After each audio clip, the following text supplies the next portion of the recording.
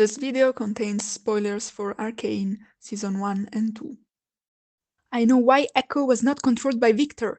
I found an explanation that makes sense perfectly and is even obvious, and there is no objection possible against it. I am so happy and excited to present this explanation to you, because Ekko escaping Viktor's mind control was one of the things that confused me the most about episode 9 of season 2. Around the internet I heard and read some explanations, but none of them made sense. I assumed it was just a plot hole, a mistake of bad writing, but it was still a disappointing explanation. Here I will not only offer you my explanation, but also prove why it makes sense while the others don't. So I will first summarize shortly what we see happening on screen when Viktor controls the mind of everybody except Ekko's. Then I will expose some false explanations and show the bits in the episode that disprove them. And finally I will reveal my explanation, linking it with the specific things we see on screen and highlighting how it fits perfectly with everything. Let's summarize the events. I will start by saying that Jinx, Vi, Ekko, and Warwick crash into the X-Tech tower while Viktor and Jace are talking at its base, where the Hexcore is located. After the crash, we don't see Ekko anymore, therefore we easily assume he's under the rubble and he stays there during the fight of Jinx and Vi against Warwick. Then gravity inside the tower is switched off. Vi, Jinx, and Warwick keep fighting inside the tower, even without gravity. Viktor and Jace zoom nearby them, ascending to the top of the tower. There, Viktor releases the Hexcore into the sky, and after some light explosions, some luminous strings come down from the sky and connect to every person's head. The people connected to these strings become unconscious. On their face, the white Hexcore pattern appears, and they are mind-controlled. Everybody is mind-controlled this way except for the robotic puppets already controlled by Viktor. There is one string for every person. We see that 3 strings fly into the tower, and 2 of them connect to Jinx and Vi. Jinx is able to avoid it the first time with a quick move, but then she is controlled too. So probably the third one was going to be for Ekko, sensing he was nearby. We see in fact that Ekko was still under the rubble, unconscious, and he wakes up while floating mid-air because of the lack of gravity. Then we see Viktor controlling Jace too. The next time we see Ekko, he's already speeding on his board towards Viktor and using his time machine every time he is caught by Viktor's robots, so that he can make different moves and avoid them. But at a certain point too, even going back in time, he can't escape a group of multiple robots immobilizing him, and he is about to be mind-controlled too. So he takes the risk of going back in time more than the safe limit of 4 seconds, and when he goes back to freedom, he throws the time machine against Viktor, fracturing his robotic shell and allowing Jace to reach to his humanity.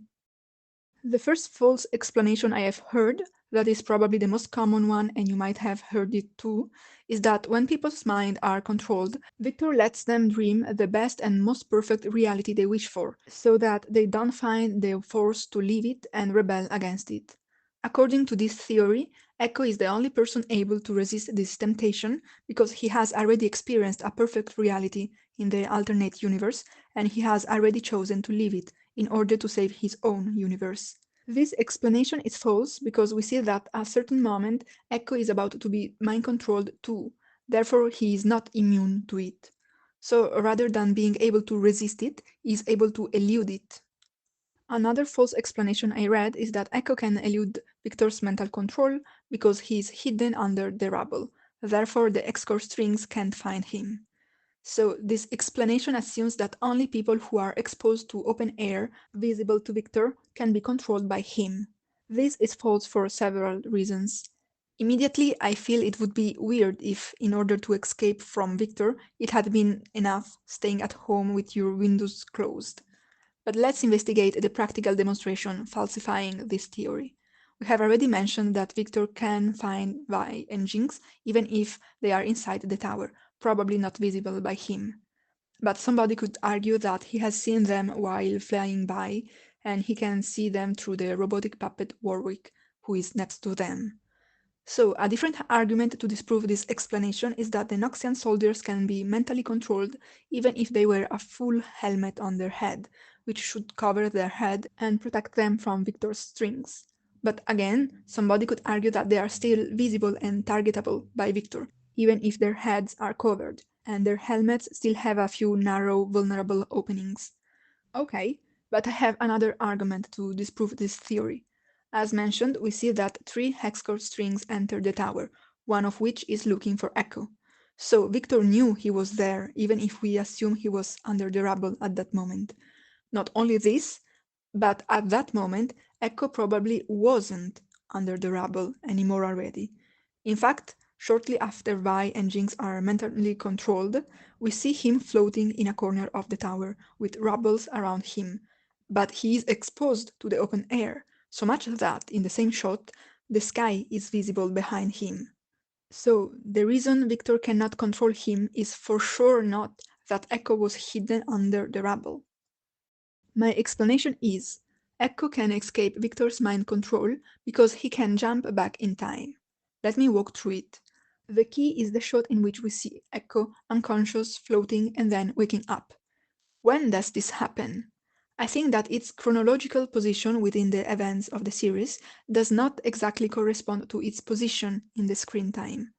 For sure it happens after gravity has been deactivated, because he's floating. He probably did not wake up immediately after that, because if he did, he would have joined Vi and Jinx in their fight.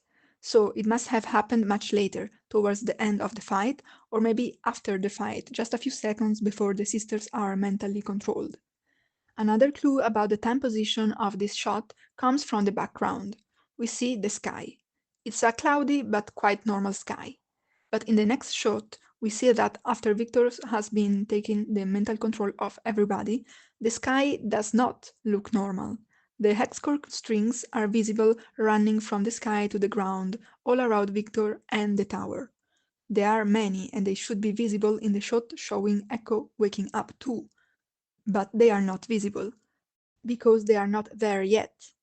I think that Ekko wakes up in the crucial moment that slightly precedes the general mind control. Therefore, even if there is a string chasing him, he is able to react and dodge it. Similarly to what Jinx made too, thanks to her increased shimmer speed. But Ekko has an advantage Jinx does not have: time travel, which means endless second chances. Jinx can only dodge once, but then she is caught and doesn't get a second chance. Ekko, instead, can go back every time the string gets too close, and escape it more easily since he has already seen his next moves, or at least part of it. Even if he can't dodge it perfectly, he always has a split second in which he can jump back in time before being mentally controlled. And he can do this infinite times, trying and trying again new actions until he finds one that allows him to avoid the string. Later, when he flies towards Viktor, we see him do exactly this over and over to dodge Viktor's robots. But there is no certainty that we see all the time jumps that Ekko does. Maybe, in some cases, we experience him like the other characters do, with only his last and definitive time jump, and we don't see how many other short timeline options he has already tried before landing on this one. So there is no reason for him not to continuously jump in time, invisibly from us, to escape Viktor's string of mind control. I found an explanation for another apparently weird thing in Arcane: Jinx's colorful explosions in Piltover, in this video. But what do you think about my theory about Ekko? Do you have a different explanation why Viktor can't control his mind? Let me know in the comments. Like, subscribe for more Arcane essays, and see you in the next video. Bye!